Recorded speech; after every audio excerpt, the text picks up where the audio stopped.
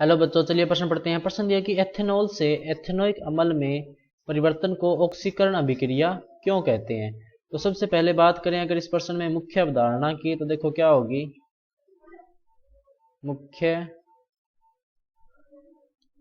अवधारणा जो इस प्रश्न में होगी वो होगी ऑक्सीकरण।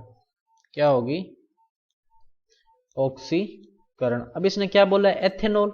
एथेनॉल का सूत्र देखो क्या होता है, C2H5OH। अब एथेनॉल से क्या बन रहा है? एथेनोइक अम्ल। एथेनोइक अम्ल का सूत्र क्या होता है? CH3COOH। और एथेनॉल को अपने देखो ऐसे भी लिख सकते हैं कि CH3CH2OH, और उससे बन क्या गया? एथेनोइक अम्ल, यानी CH3COOH।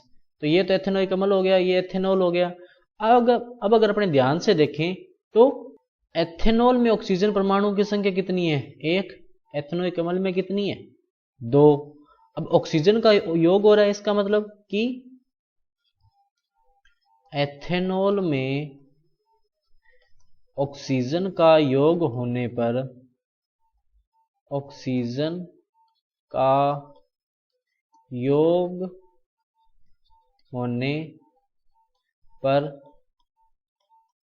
एथेनोइक अम्ल का निर्माण होता है। निर्माण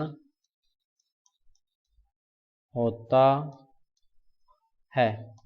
और अपने को पता है कि किसी यौगिक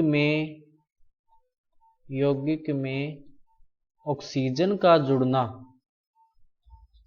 ऑक्सीजन का जुड़ना ऑक्सीकरण कहलाता है। ऑक्सीकरण कहलाता है। अब क्योंकि अल्कोहल में ऑक्सीजन जुड़ के एथेनोइक अम्ल बनाए, या अपने कह सकते हैं भी एथेनॉल में ऑक्सीजन जुड़ के एथेनोइक अम्ल बनाए, इसीलिए एथेनॉल का एथेनोइक अम्ल में परिवर्तन, एथेनोइक अम्ल में परिवर्तन ऑक्सीकरण कहलाता है। ऑक्सीकरण